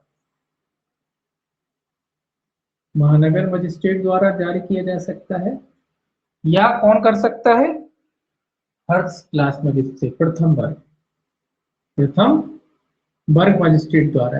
ये दो तो होते हैं, महानगर मजिस्ट्रेट या फर्स्ट क्लास मजिस्ट्रेट द्वारा क्या किया जा सकता है, वारंट इशू किया जा सकता है। लेकिन एक अपवाद भी है कि अगर सेकंड क्लास मजिस्ट्रेट भी कर सकता है, द्वितीय वर्ग मजिस्ट्रेट भी क्या लिखा है, द्वितीय द्वितीय वर्ग मजिस्ट्रेट भी क्या कर सकता है, वारंट इशू कर सकता है। सेकंड क्लास मजिस्ट्रेट कह लीजिए, द्वितीय वर्ग मजिस्ट्रेट भी वारंट इशू कर सकता है। कब? जब राज्य सरकार द्वारा प्राधिकृत, जब राज्य ने उसे प्राधिकृत किया। किसने किया ये याद रखना, कौन प्राधिकृत कर रहा है, राज्य। क्वेश्चन आएगा कि राज्य सरकार द्वारा, सीजीएम द्वारा, है ना। तो किसके द्वारा प्राधिकृत किया जाए, राज्य सरकार द्वारा। ये तब कर पाएगा जब राज्य सरकार, वैसे नहीं कर पाएगा, लेकिन अगर राज्य सरकार ने प्राधिकृत कर दिया है तो ये वारंट इशू वगैरह इस अधिनियम के तहत कर सकता है। सेकंड क्लास मजिस्ट्रेट भी कर सकता है। कब? जब राज्य सरकार ने इसको प्राधिकृत कर दिया हो। ठीक है, तो ये याद रखना। तो इसमें ये याद रखना कि वारंट कौन कौन कर सकता है, महानगर मजिस्ट्रेट और फर्स्ट क्लास मजिस्ट्रेट। ये तो करते ही हैं। ये भी कर सकते हैं जब ये सशक्त हो। सशक्त कौन कर सकता है इन्हें, राज्य सरकार। बस और कुछ याद नहीं रखना है इसमें। ठीक है, दूसरा है देखिए, दूसरा कहता है केंद्रीय उत्पादन शुल्क, स्वापक सीमा शुल्क, राजस्व आसूचना विभागों या केंद्र सरकार के किसी अन्य विभाग या जिसके अंतर्गत परा सैन्य बल या सशस्त्र बल भी हैं, राजपत्रित पंथी का ऐसा कोई अधिकारी जिसे केंद्र सरकार द्वारा साधारण या विशेष आदेश द्वारा इस निमित्त सशक्त किया जाता है, अथवा किसी राज्य सरकार की राजस्व, औषधि नियंत्रण, उत्पादन शुल्क, पुलिस या किसी अन्य विभाग का कोई ऐसा अधिकारी जिसे राज्य सरकार के साधारण या विशेष आदेश द्वारा इस निमित्त सशक्त किया जाता है, यदि उसके पास व्यक्तिगत जानकारी या किसी व्यक्ति द्वारा दी गई और लिखी गई इत्तला से यह विश्वास करने का कारण है कि किसी व्यक्ति ने इस अधिनियम के अधीन दंडनीय कोई अपराध किया है, अथवा कोई ऐसी स्वापक औषधि या मन प्रभावी पदार्थ या नियंत्रित पदार्थ जिसकी बाबत इस अधिनियम के अधीन दंडनीय कोई अपराध किया गया है, या कोई ऐसी दस्तावेज या अन्य वस्तु जो ऐसे अपराध के किए जाने का साक्ष्य हो सकती है, या अवैध रूप से अर्जित कोई ऐसी संपत्ति या कोई दस्तावेज या अन्य वस्तु जो अवैध रूप से अर्जित कोई ऐसी संपत्ति धारण करने का साक्ष्य हो सकती है, जो इस अधिनियम के अध्याय 5 का के अधीन अभिग्रहण या स्थिरीकरण यह समाकरण के लिए दायी है, किसी भवन, प्रभण या स्थान में रखी या छिपाई गई है, अपने अधीनस्थ किंतु किसी चपरासी, सिपाही या कांस्टेबल की पंक्ति से वरिष्ठ किसी अधिकारी को, ऐसे व्यक्ति को गिरफ्तार करने के लिए अथवा किसी भवन, प्रभण या स्थान की दिन में या रात में तलाशी लेने के लिए प्राधिकृत कर सकेगा, अथवा स्वयं ऐसे व्यक्ति को गिरफ्तार कर सकेगा या ऐसे भवन या प्रभण या स्थान की तलाशी ले सकेगा। ये तलाशी के बारे में कह रहा है कि जब तलाशी को, हाँ एक चीज और जुड़ है, तो इसमें ये कह रहा है दिन और रात के दोनों की बात आ रही है, दिन और रात। वारंट भी इशू कर सकते हैं दिन और रात में कभी भी तलाशी के लिए, सर्च के लिए जो बात आएगी नीचे आ रही है, नीचे भी आएगी। तो जो सर्च के लिए वारंट वगैरह इशू किए जाते हैं दिन रात में, कभी भी तलाशी वारंट दिन के लिए तो किए जा सकते हैं, रात में भी किए जा सकते हैं। कभी एनडीएस पीएस वाला मैटर है तो रात में भी इशू किए जा सकते हैं, जाइए रात में 12 बजे के बाद भी बोले तलाशी दे, तो उसके लिए भी इशू किए जा सकते हैं। तो दिन रात का इसमें कोई दिक्कत नहीं, दिन में भी रात में भी कभी भी इशू किए जा सकते हैं। तो ये कुछ मामले बताए गए हैं इसमें, केंद्रीय उत्पादन शुल्क वाला मामला है, स्वापक वाले, एनडीपीएस वाले कोई मामले, सीमा शुल्क मामले, कुछ मामले हैं, राजस्व सूचना विभाग से संबंधित कुछ मामले। इसमें किस पंक्ति का अधिकारी राजपत्रित, राजपत्रित अधिकारी लिखा है, यानी गजिस्ट्रेट ऑफिसर होना चाहिए। कौन सा अधिकारी? गजिस्ट्रेट ऑफिसर कोई हो सकता है, तो वो सर्च के लिए क्या कर सकता है, इशू कर सकता है, या तो स्वयं ले सकता है या किसी अन्य अधिकारी जो भी उसका नीचे का कर्मचारी है उसे सर्च लेने के लिए क्या कर सकता है, किस रैंक से नीचे का नहीं, अपने अधीनस्थ किंतु चपरासी, सिपाही या कांस्टेबल की पंक्ति से वरिष्ठ। ये याद, ये आपको याद रखना, चपरासी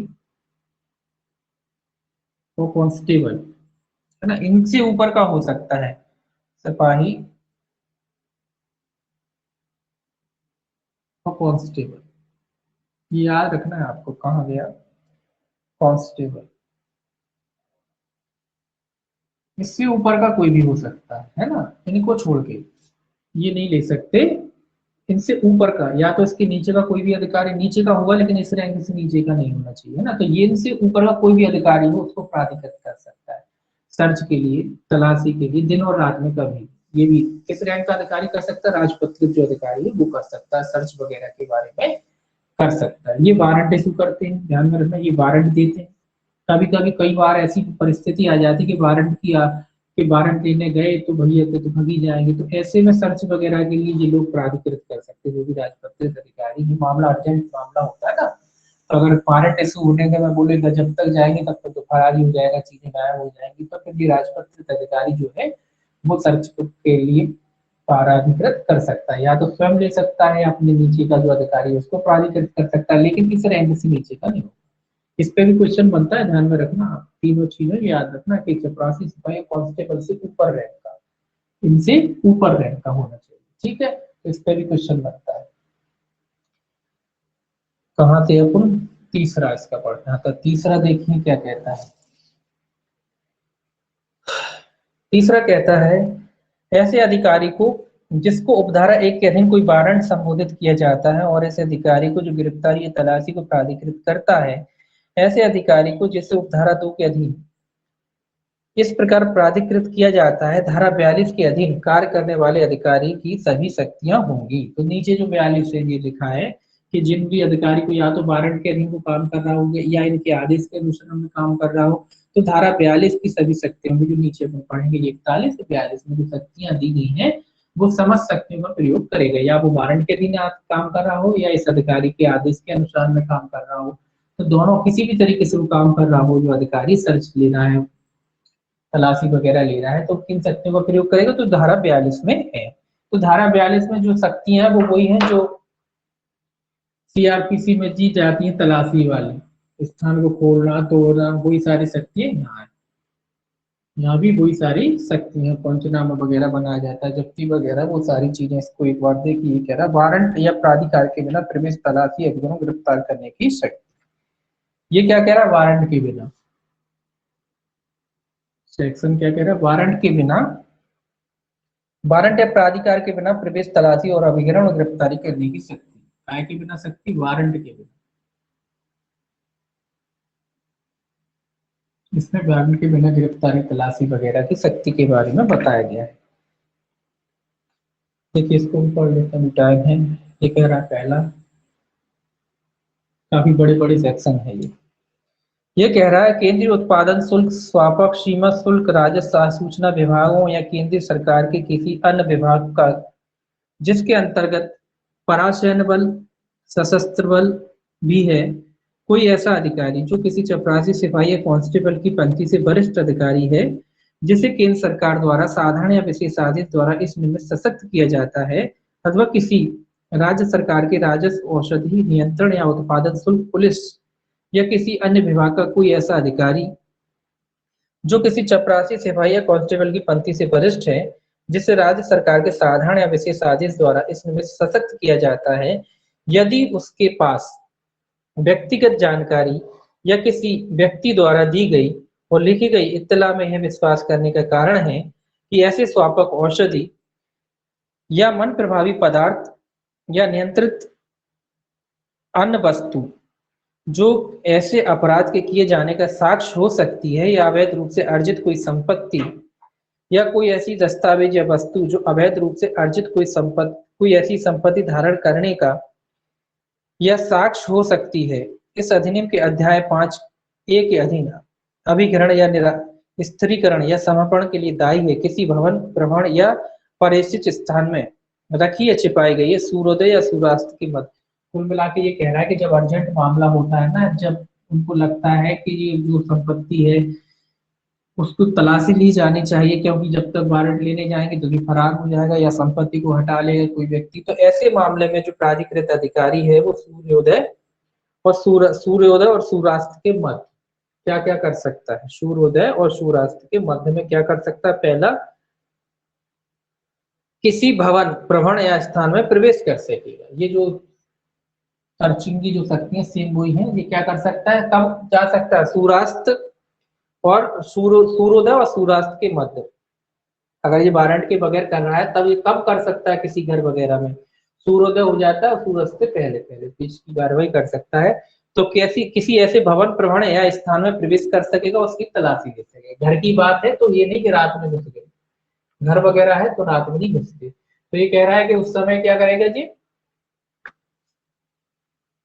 किसी ऐसे भवन, प्रभण स्थान में प्रवेश कर सकता है और उसकी तलाशी, तो घर की तलाशी ले सकता है, उसमें प्रवेश कर सकता है। दूसरा कहता है प्रतिरोध की दशा में किसी द्वार को तोड़ सकेगा और ऐसे प्रवेश करने में किसी अन्य बाधा को हटा सकेगा। तो घर में घुस सकता है, अगर कोई बाधा उत्पन्न करता है या कोई व्यक्ति रोक टोक करता है तो क्या कर सकता है, तो दरवाजा खिड़की तोड़ सकता है, जो व्यक्ति रोक टोक कर रहा है उसे रोक सकता है। अगला कह रहा है किसी ऐसी औषधि या पदार्थ और उसके विनिर्माण में प्रयुक्त सभी सामग्री तथा किसी अन्य वस्तु और किसी जीव जंतु या प्रभण को जिसकी बाबत उसके पास यह विश्वास करने का कारण है कि वह इस अधिनियम के अधीन अधिहरणीय है, और किसी ऐसी दस्तावेज या अन्य वस्तु को जिसके बारे में उसके पास यह विश्वास करने का कारण है कि वह उस अधिनियम के अधीन दंडनीय किसी अपराध के किए जाने का साक्ष्य हो सकती है या अवैध रूप से अर्जित कोई संपत्ति धारण करने का साक्ष्य हो सकती है, जो इस अधिनियम के अध्याय 5 का के अधीन अभिग्रहण या स्थिरीकरण या समर्पण के लिए दायी अभिकृत कर सकेगा। ये कह रहा है कि जो भी वस्तुएं वहां पाई जाते हैं, यहाँ तक कि जीव जंतु भी जो भी पाए जाते हैं और उनको लगता है कि इन सबका इस्तेमाल एनडीपीएस संबंधी कोई अपराध में किया गया है, तो उसको भी जब्त कर सकता है। आपको भी जीव जंतु का कैसे, जीव जंतु का मान लो घोड़ा है, घोड़ा गाड़ी है, बैलगाड़ी है, मान लो जो चलती है, कि पता पड़ा कि उस गाड़ी में भरा हुआ है, उस घोड़े पे लाद के ले जाया जा रहा था, इस तरीके का उदाहरण हो सकते हैं ना। तो ऐसे सारे जीव जंतुओं को जो एनडीपीएस पदार्थ में इस्तेमाल किए जाते हैं उनको भी वो क्या कर सकता है, अधिकृत कर सकता है। गाड़ी, घोड़ा, सब मतलब जो भी चीज एनडीपीएस पदार्थ से जुड़ी हुई होगी ये क्या कर सकता है, उसको जब्त आदि कर सकता है। लास्ट है इसका अगला डी, किसी ऐसे व्यक्ति को जिसके बारे में उसके पास विश्वास करने का कारण है कि उसने इस अधिनियम के अधीन दंडनीय कोई अपराध किया है, निरुद्ध कर सकेगा और उसकी तलाशी ले सकेगा, तथा यदि वह उचित समझे तो उसे गिरफ्तार। अब मान लो कोई व्यक्ति पाया जाता है उस स्थान में जहाँ तलाशी ले रहे हैं और उनको लगता है कि जो व्यक्ति संदिग्ध है, इस व्यक्ति ने भी क्या है, अपराध में भाग लिया है या अपराध में सहयोगी रहा है, तो ऐसे व्यक्ति की तलाशी लेवा सकता है और अगर आवश्यकता पड़ती है तो उसको गिरफ्तार भी कर सकता है। तो जो गिरफ्तारी की जो शक्तियां सेम हो सकती है, कोई अलग से शक्ति है या नहीं की है। आप घर में घुसेगा, विरोध करते तो दरवाजा खिड़की तोड़ देगा, है ना, जो भी चीजें आए पाई जाएंगी उनको जब्त कर लेगा। अगर कोई व्यक्ति है तो उसकी तलाशी अगर उपयुक्त समझता तो उसकी भी तलाशी ले लेगा, अगर उसकी गिरफ्तारी उपयुक्त समझता तो उसकी गिरफ्तारी भी कर सकता है। परंतु कहता है, परंतु इस अधिनियम में उसके अधीन बनाए गए किसी नियम या किए गए किसी आदेश के अधीन विनिर्मित औषधि मन प्रभावी पदार्थों या नियंत्रित पदार्थों के विनिर्माण के लिए दी गई अनुज्ञप्ति के धारक के संबंध में ऐसी शक्ति का प्रयोग किसी ऐसे अधिकारी द्वारा किया जाएगा जो उपनिरीक्षक की पंक्ति से नीचे का ना होगा। ये क्या कह रहा है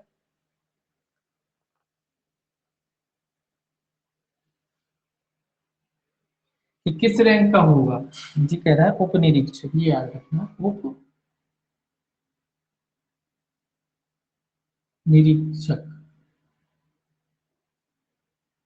किस रैंक का अधिकारी होना चाहिए? उपनिरीक्षक रैंक का। ये कह रहा है कि इस अधिनियम की जो भी बात है एनडीपीएस संबंधी विनिर्मित औषधि या मन प्रभावी पदार्थ या नियंत्रित पदार्थों के विनिर्माण में की गई है, मतलब जो विनिर्माण की जाती है ना एनडीपीएस के तहत जो मटेरियल वगैरह बनाया जाता है, जो बनाई गई औषधि है, तो उस मामले में कौन सा अधिकारी से नीचे का नहीं होगा? उपनिरीक्षक के नीचे का अधिकारी नहीं करेगा। मतलब जब्ती वगैरह जो भी होगी किस रैंक का अधिकारी से नीचे का नहीं होना चाहिए? उपनिरीक्षक से नीचे का नहीं होना चाहिए।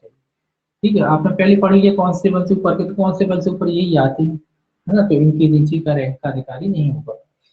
परंतु एक और लिखा है, परंतु यह और कि यदि अधिकारी के पास यह विश्वास करने का कारण है कि तलाशी वारंट या प्राधिकारी साक्ष्य छिपाने के लिए अवसर दिए बिना किसी अपराधी को निकल भागने के लिए सुविधा दिए बिना प्राप्त नहीं किया जा सकता, तो वह सूर्योदय सूर्यास्त के बीच किसी भी समय ऐसे भवन प्रवण या पारिशुद्ध स्थान में अपने विश्वास के आधारों को लेखबद्ध करने के पश्चात प्रवेश करते हुए उसकी तलाशी। ये प्रोविजन दे रखा है कि उसको लगता है कि भैया जब तक ऊपर आपने पढ़ा ना कि सूर्य कि रात के समय ये प्रवेश नहीं करेगा, लेकिन अगर उसे लगता है कि भैया रात तक का वेट करा तब तक तो ये भग जाएंगे, फरार हो जाएंगे, तो वो कारण लिख सकता है। कारण लेख पद करके, अगर इसे उपयुक्त कारण है और कारण लेख पद करके ये रात में भी प्रवेश कर सकता है और तलाशी ले सकता है। लेकिन कारण कैसे होना चाहिए? युक्तियुक्त होना चाहिए, उपयुक्त होना चाहिए। तो ये कारण लेखबद्ध करके उसमें प्रवेश कर सकता और तलाशी ले सकता। कुल मिला के अर्जेंट मामला है, क्योंकि रात भर वेट करा, पता पड़ा ये तो फरार हो जाएगा, भाग जाएगा, है ना। तो ये कारण लेखबद्ध करके रात में भी क्या कर सकता? तलाशी ले। लेकिन रात में तलाशी के लिए से कारण लिखनी पड़ेगी, है ना। लास्ट इसका है दूसरा, जहां कोई अधिकारी किसी इत्तला को उपधारा 1 के अधीन लिखता है और अपने विश्वास के आधारों को उसके परंतु के अधीन लेखबद्ध करता है, वहां उसकी एक प्रति अपने अव्यहित पदीय वरिष्ठ को 72 घंटे के भीतर मिलेगी। ये याद रखना, 72 घंटे, ये भी पूछा जाता है। ये कह रहा है जब ये कारण लेखबद्ध करेगा कि भैया रात में घुस रहा है, तो रात में क्यों घुस रहा है, तो ये उचित कारण जो भी लिखेगा ये अपने उसकी रिपोर्ट जो है वरिष्ठ अधिकारी को देगा। जो भी इसका वरिष्ठ हो, सीनियर ऑफिसर होता है ना, उसको ये अपनी रिपोर्ट करेगा। लेकिन वो रिपोर्ट कितने घंटे में कर सकता है? 72 घंटे में। जो रिपोर्ट कितने घंटे में करेगा? 72। तो यहाँ 72 घंटे इंपॉर्टेंट है, ये याद करना है। मोस्टली 24 घंटे होते हैं, लेकिन इस अधिनियम में कितने हैं? 72। मोस्टली 90 होते हैं, लेकिन इस अधिनियम में कितने हैं? 180। तो ये कुछ चीजें थोड़े डिफरेंस है इस अधिनियम में, जो आपको याद रखने हैं। ये याद रखना है, ये याद रखना है ना, ये पहले का पढ़ा है ना। तो जो चीजें अलग है थोड़ा सा, वो थोड़ा याद रखना, पूछी जाती है। जैसे 72 घंटे में रिपोर्टिंग टाइम कितना है? 72 घंटे। तो ये 72 घंटे में रिपोर्टिंग करेगा, तो ये चीज आपको याद रखना।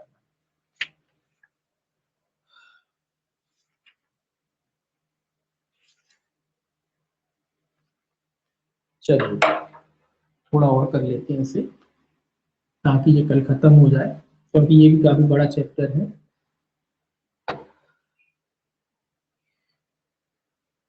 देखिए सेक्शन 43, सेक्शन 43 है लोक स्थान में अभिहरण और गिरफ्तारी करने की शक्ति। भी पब्लिक प्लेस की बात कर रहा है। लोक स्थान,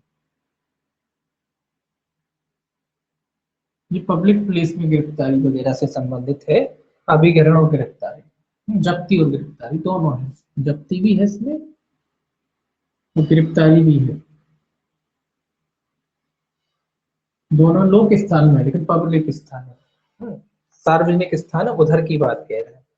तो ये कह रहा है धारा 42 में उल्लिखित किसी विभाग का कोई अधिकारी, जो ऊपर पढ़ा था ना आपको ना, वो ये कह रहा है कि उन विभाग का कोई भी अधिकारी, जो पहले बताया गया था, उप निरीक्षक से ऊपर का हुआ राजपत्र अधिकारी हो सकता है। पहला कहता है किसी लोक स्थान में, कैसा स्थान है? पब्लिक प्लेस, लोक स्थान। किसी लोक स्थान में या अभिवहन में किसी ऐसे स्वापक औषधि या मन प्रभावी पदार्थ अथवा नियंत्रित पदार्थ को जिसके बारे में उसके पास ये विश्वास करने का कारण है कि इस अधिनियम के अधीन दंडनीय कोई अपराध किया गया है, और ऐसी औषधि या ऐसे पदार्थ के साथ किसी ऐसे जीव जंतु या प्रवण या वस्तु का जो इस अधिनियम के अधीन अधिहरणीय है, और किसी ऐसे दस्तावेज या वस्तु अन्य वस्तु को जिसके बारे में उसके पास यह विश्वास करने का कारण है कि वह इस अधिनियम के अधीन दंडनीय किसी अपराध के किए जाने का साक्ष्य हो सकती है, या ऐसे किसी दस्तावेज या अन्य वस्तु को जो अवैध रूप से अर्जित ऐसी किसी संपत्ति को धारण करने का साक्ष्य हो सकती है, जो इस अधिनियम के अध्याय 5 का के अधीन अभिग्रहण या स्थिरीकरण या समर्पण के लिए दायी है, अभिगृत करते हैं। कुछ नहीं कह रहा, ये जो बातें ऊपर की हुई बातें इसमें लिखी है कि अगर जब कोई अधिकारी है उसे लगता है कि एनडीपीएस संबंधी कोई अपराध किया गया है, या कोई जीव जंतु कोई वाहन है, कुछ भी चीज है जो एनडीपीएस से संबंधित अपराध से जुड़ी हुई है, और इनका इस्तेमाल काय में किया जा सकता है, साक्ष्य के रूप में इस्तेमाल किया जा सकता है, ये कलेक्ट साक्ष्य के रूप में इनका इस्तेमाल किया जा सकता है, तो उन सारी चीजों को क्या कर सकता है, वो जब्त कर सकता है। कौन से स्थान से? लोक स्थान से, पब्लिक स्थान से उसको क्या कर सकता है, जब्त कर सकता है। दूसरा कह रहा है ऐसे किसी व्यक्ति को जिसके बारे में उसके पास ये विश्वास करने का कारण है कि अधिनियम के अधीन दंडनीय कोई अपराध किया है, निरुद्ध कर सकेगा और उसकी तलाशी ले सकेगा, तथा यदि ऐसी व्यक्ति के कब्जे में कोई स्वापक औषधि या मन प्रभावी पदार्थ अथवा नियंत्रित पदार्थ है, और ऐसे कब्जे उसे विधि विरुद्ध प्रतीत होता है तो उसे और उसके साथ के किसी अन्य व्यक्ति को भी गिरफ्तार कर सकेगा। ये कह रहा है, यहाँ तो वस्तु वगैरह की बात कह रहा है, यहाँ कह रहा है व्यक्ति, वो व्यक्ति को भी जो एनडीपीएस से संबंधित अपराध उसको लगता है कि इसने किया है, या इसके कब्जे से जो एनडीपीएस पदार्थ पाया जाता है, तो इस व्यक्ति को क्या कर सकता है, इस व्यक्ति की भी तलाशी ले सकता है, और आवश्यकता पड़े तो गिरफ्तार भी कर सकता है। इसके साथ ही अगर इसके साथ कोई व्यक्ति भी हो तो उसको भी गिरफ्तार कर सकता है और उसकी भी तलाशी ले सकता है। ठीक है, तो ये सारे काम कर सकता है, कॉमन है ये। तो स्पष्टीकरण कहता है इस धारा के प्रयोजन के लोक स्थान क्या है, लोक प्रवण, होटल, दुकान। लोक स्थान का अर्थ है, लोक स्थान तो आप जानते हैं, लोक स्थान जहाँ जनता जा सकती है, जनता का जहाँ आना जाना लगा रहता है, वो सब लोक स्थान होते हैं, चाहे होटल हो वो, चाहे वो दुकान हो, या अन्य कोई भी सार्वजनिक स्थान हो सकते हैं, आपके मंदिर वगैरह, वो भी सब लोक स्थान है। ये सब यहाँ भी हो सकता है। तो ये सारी चीजें लोक स्थान में आती। किसी होटल में चले गए, किसी पब्लिक प्लेस जहाँ जनता आती, कुल मिला के जहाँ जनता का आना जाना रहता है, वो सारे के सारे स्थान क्या होते हैं, लोक स्थान होते हैं। तो वहां जाके ये कर सकते हैं। सेक्शन देखिए 44 क्या कहता है, सेक्शन आपका 44 क्या कहता है, छोटा, कोका के पौधे और अफीम पोस्ट कैनबिस के पौधे से संबंधित अपराधों में प्रवेश और तलाशी। ये कोका के पौधे के बारे में कह रहा है, इनकी तलाशी वगैरह की बात कह रहा है। कोका के पौधे से संबंधित कोई अपराध हुआ है, उसके संबंधित तलाशी वगैरह की जो है बात कह रहा है।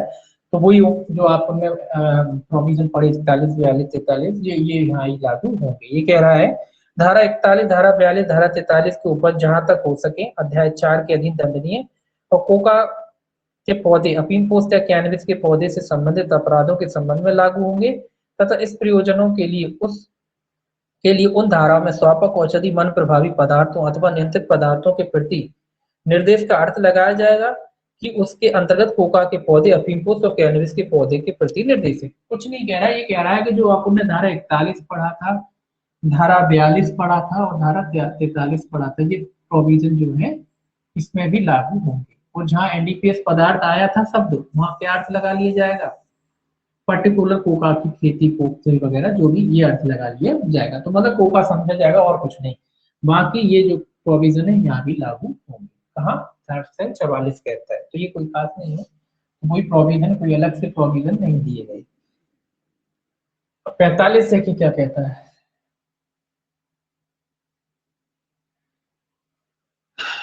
45 कहता है जहां अधिहरण योग्य माल का अभिग्रहण साध्य नहीं हुआ करती है। ये कह रहा है कि कुछ माल ऐसा होता है जो जब्ती योग्य नहीं है ना, जब्ती साध्य नहीं, काफी मात्रा में है, जब्ती के योग्य नहीं है या जब्ती के साध्य नहीं है, तो क्या किया जाएगा। देखिए ये क्या कहता है 45, जहां किसी ऐसे माल का जिसके अंतर्गत खड़ी फसल है, अब मान लो किसी ने अवैध फसल की थी, अब फसल खड़ी हुई है ना, तो ये कह रहा है जो इस अधिनियम के अधीन अधिग्रहण के योग्य है, अभिग्रहण साध्य नहीं है, वहां धारा 42 के अधीन सम्यक रूप से प्राधिकृत कोई अधिकारी, माल के स्वामी या उस कब्जा रखने वाले व्यक्ति पर इस आदेश की तामील कर सकेगा कि वह ऐसे अधिकार की पूर्व अनुज्ञा से ही ये माल को हटाएगा, उसे विलग करेगा, उसके बारे में अन्यथा कोई कार्रवाई करेगा नहीं।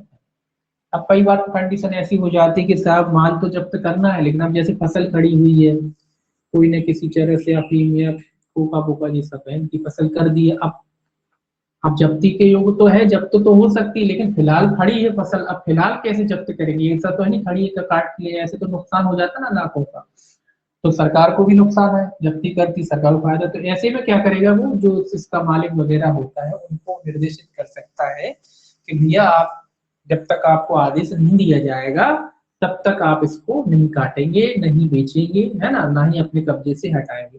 साथ ही साथ सिक्योरिटी भी लगा दी जाती है, अपने कर्मचारी भी बिठा दिए जाते हैं निगरानी के लिए। तो ये कह रहा है इस तरीके से कोई फसल भी हो सकती है, कोई वस्तु भी हो सकती है, अगर हटाने योग्य नहीं है तो इस तरीके के स्वामी कोई बाउंडेशन में डाल दिया जा सकता है, जो स्वामी है जो उसका मालिक है उसी से कहा जा सकता है कि जब तक आपको आदेश नहीं दिया जाएगा वो संपत्ति आप बगैर अनुमति के नहीं हटाएंगे, ये कह रहा है।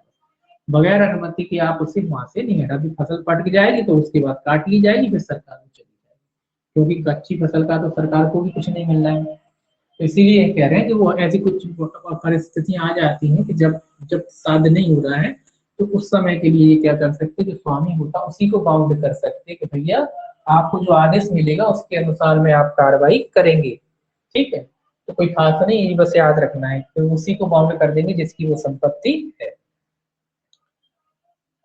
46 देखिए, सेक्शन 46 क्या कहता है।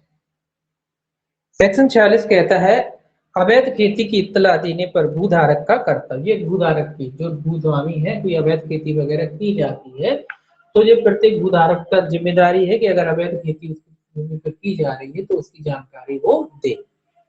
ये कहता है प्रत्येक भूधारक किसी ऐसे अफीम पोस कैनबिस के पौधे कोका के पौधे के बारे में जिसकी खेती उसकी भूमि पर अवैध रूप से की जाती है इत्तला तुरंत किसी पुलिस अधिकारी या धारा 42 में निर्दिष्ट किसी विभाग के अधिकारी को देगा, और प्रत्येक ऐसा भूधारक जो जानते हुए ऐसी इत्तला देने की उपेक्षा करेगा दंड का भागी होगा। ये कह रहा है कि अगर आपकी जमीन है और आपको पता है कि आपकी जमीन पर लोग अवैध रूप से ये सारी फसलें जो नार्कोटिक्स वाले मैटर होते हैं, पदार्थ होते हैं, जैसे अफीम वगैरह की खेती कोई व्यक्ति अवैध रूप से करता है तो इसकी जिम्मेदारी आपकी, क्योंकि भूमि आपकी है तो आपकी जिम्मेदारी है कि इसकी इत्तला तुरंत पुलिस अधिकारी को दे, या फिर ऊपर जो बताए गए थे राजपत्रित अधिकारी उनमें से किसी को जो भी निकट हो उसको सूचना दे। अगर ये सूचना नहीं देता है भूधारक तो ये भी दंड का दोषी माना जाएगा, ये भी अपराध का दोषी माना जाएगा, इसको भी दंडित किया जा सकता है। तो ये सेक्शन वाइज याद करना और कुछ नहीं। अब सेक्शन 47 है, ये अवैध खेती की बात करता है।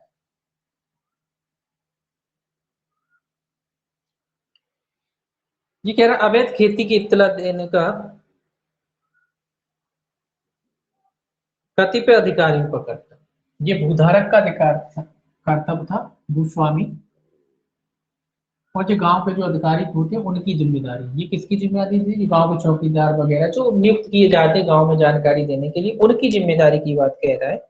देखिए ये क्या कह रहा है, ये कह रहा है सरकार का प्रत्येक अधिकारी और प्रत्येक पंच सरपंच और किसी भी प्रकार का अन्य ग्राम अधिकारी जैसे उसकी जानकारी में आए कि किसी भूमि पर अफीम पोस्ट कैनबिस पौधे का कोका के पौधे की अवैध खेती की गई है, उसकी इत्तला तुरंत किसी पुलिस अधिकारी को या धारा 42 में उल्लिखित किसी विभाग के किसी अधिकारी को देगा, और सरकार का प्रत्येक ऐसा अधिकारी पंच सरपंच और अन्य ग्राम अधिकारी जो इत्तला देने की उपेक्षा करेगा दंड का भागी। कोई बात नहीं कह रहा, बस इतना कह रहा है यहाँ भूधारक का कर्तव्य था, यहाँ जो ग्राम के अधिकारी होते हैं, पंच होते हैं, सरपंच होते हैं, चौकीदार वगैरह जो भी ग्राम के अधिकारी होते हैं उनकी जिम्मेदारी है कि इस अगर उनको पता पड़ता है कि अफीम कैनबिस चरस भांग जो भी है अवैध रूप से उनकी इधर खेती की जा रही है तो उसकी इत्तला तुरंत निकटतम पुलिस थाने में दे, या फिर धारा 42 में जो भी राजपत्रित अधिकारी वगैरह बताए गए हैं तो उनको क्या देगी, सूचना दी, ये इनकी जिम्मेदारी। अगर नहीं देते तो ये भी दंड के भागी होंगे, दोषी माने जाएंगे,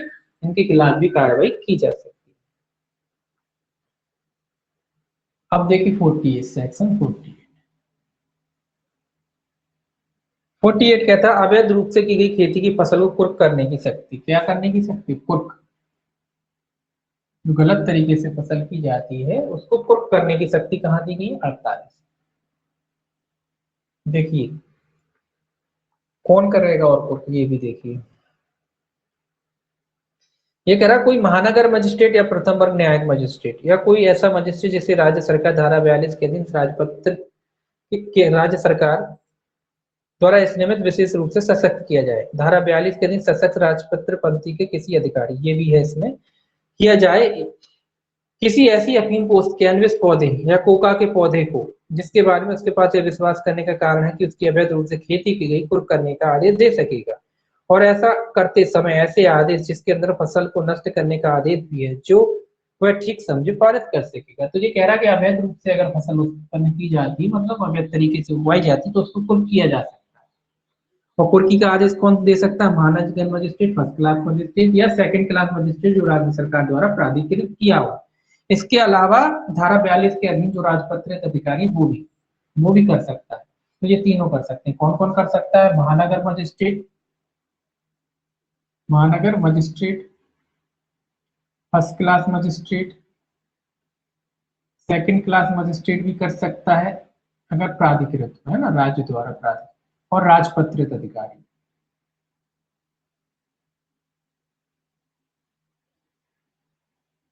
ये 4 लोग हैं जो कुर्की का आदेश दे सकते हैं।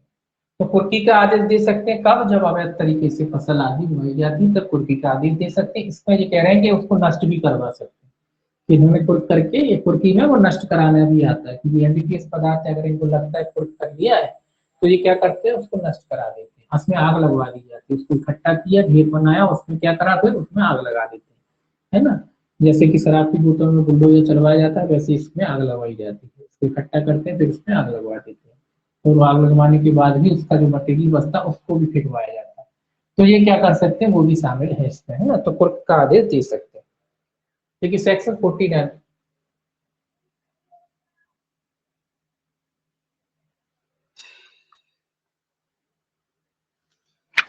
ये कह रहा है प्रवहन को रोकने और उसकी तलाशी लेने की शक्ति। प्रवहन मतलब आवागमन के जो साधन होते हैं, बस है, ट्रक है, गाड़ियां हैं, उनको रोक के तलाशी लेने की बात है। प्रवहन मतलब आने जाने के जो साधन होते हैं, आने जाने के, जिससे आप आते जाते हैं, कोई भी साधन हो सकता है, बस, ट्रक, आपकी खुद की कार जो होती है वो भी हो सकती है, आपकी खुद का वाहन है वो भी हो सकता है, मतलब कोई भी प्रवहन का साधन जिससे आप एक स्थान से दूसरे स्थान पे आते हैं। अगर संदिग्ध लगता है किसी अधिकारी को तो वो उसकी भी तलाशी ले सकता है रुकवा के। ये कह रहा है धारा 42 के अधीन प्राधिकृत कोई अधिकारी यदि उसके पास यह संदेह का कारण है कि किसी जीव जंतु या प्रवहन, जीव जंतु भी हो सकता है और प्रवहन दोनों, का उपयोग किसी स्वापक औषधि या मन प्रभावी पदार्थ अथवा नियंत्रित पदार्थों के परिवहन के लिए किया गया है या किया जाने वाला है, या तो किया गया है या आगे किया जाने वाला है, जिसके बारे में उसे यह संदेह है कि इस अधिनियम के किसी उपबंध का उल्लंघन किया गया है या किया जा रहा है या किया जाने वाला है, तो वह किसी भी समय ऐसे जीव जंतु या प्रवहन को रोक सकेगा अथवा वायुयान की दशा में उसे भूमि पर उतरने के लिए व्यवस्था कर सकेगी। ये इंपॉर्टेंट, वायुयान ये भी प्रवहन का साधन ही तो होता है। ये कह रहा है कि अगर उसको लगता है कि भैया इसमें कोई अपराध किया जाने वाला है या किया जा रहा है, कोई एनडीपीएस पदार्थ ले जाया जा रहा है या ले जाया जाने वाला है, वो वायुयान की दशा में तो ये तक कह रहे हैं कि वो क्या कर सकता है, वो जमीन पर उतरने का भी आदेश दे सकता है। उसके भैया इसको जमीन पर उतारा जाए, उसको लगता है कि भाई यहाँ से उड़ान भरी इसने और यहाँ जा रहा है और इसमें एनडीपीएस पदार्थ है, तो वो क्या कर सकता है, वो कह सकता है कि वायुयान को जमीन पर उतारा जाए। अब इनमें आपको कैसे उतारा जाए वो तो आप जानते ही, उसमें कम्युनिकेशन सिस्टम रहता ही, उस पूरी सूचना भेज दी जाएगी पायलट को वहां से कि भाई ये फलाना जो है आप जगह वहां पर लैंडिंग करिए, इसको उतारिए, तो उस तरीके से उतरवा भी सकता है। तो ये बड़ा पावर है, आप देखिए कि वायुयान को भी ये क्या कर सकता है, उतरवा सकता है, अगर उसे लगता है एनडीपीएस संबंधी मटेरियल है तो ये भी उतरवा सकता है। बस वगैरह, कोई ट्रक वगैरह, गाड़ी वगैरह, वो तो रोड पे ही चलते हैं तो उनको तो रोक ही लिया जाएगा, रोक सकता है। और यहाँ तक कि जो वायुयान है उसको क्या कर सकता है, जो जमीन पर उतरवा सकता है। अगला कहता है प्रवहन की जा रही या उसके किसी भाग की छानबीन कर सकेगा तलाश। ये तो बात है ही, सही बात है कि जब रोकेगा तो उसकी तलाशी भी लेगा, तो जो भी वाहन वगैरह है जो रुक जाता है, उतर जाता है जमीन पर, फिर उसकी क्या करेगा, ये सर्चिंग करेगा, तलाशी लेगा। दूसरा कहता है ऐसे जीव जंतु या ऐसे प्रवहन के किसी माल की परीक्षा कर सकेगा, उसकी तलाशी ले, फिर इसकी क्या करते हैं, परीक्षा करते हैं और उसकी तलाशी ले सकते हैं। अगला क्या कहता है, यदि ऐसे जीव जंतु प्रवहन को रोकना आवश्यक हो जाता है तो उसे रोकने के लिए सभी विधिपूर्ण साधनों का उपयोग कर सकेगा। यहाँ कर सकेगा, और जहां ऐसे साधन असफल रहते हैं वहां ऐसे जीव जंतु भ्रमण पर गोली चला सकेगा। देखिए क्या कह रहा है, ये भी बड़ी बात कह रहा है कि भैया रोकने के लिए ये सारे उपयुक्त जो भी साधन है उनका इस्तेमाल कर सकता है, और अगर ये रुकते नहीं है तो उन पर गोली भी चला सकता है। मतलब अगर ये रुकते नहीं है या रोक नहीं रहे हैं तो ये क्या कर सकता है, उस पर गोली भी दाग सकता है, गोली भी चला सकता है। तो ये भी याद रखना है कि अगर रोकने की पूरी कोशिश करेगा, नहीं रुकते, चाहे जीव जंतु हो चाहे गाड़ी वगैरह हो, तो इस पर फायरिंग भी कर सकता है।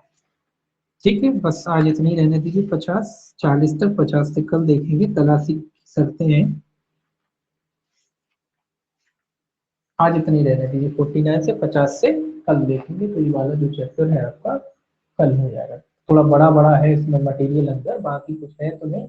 ये याद रखना है आपको, व्यायुमन वाला, बाकी की सेक्शन याद रखें, भूस्वामी का है या अवैध है, ये कुर्की से संबंधित है। ठीक है, ये आपको याद रखना है। ये कुर्की कब है, जब अवैध रूप से फसल वगैरह की जाती है उसके मामले में कुर्की है। ठीक है, चलिए।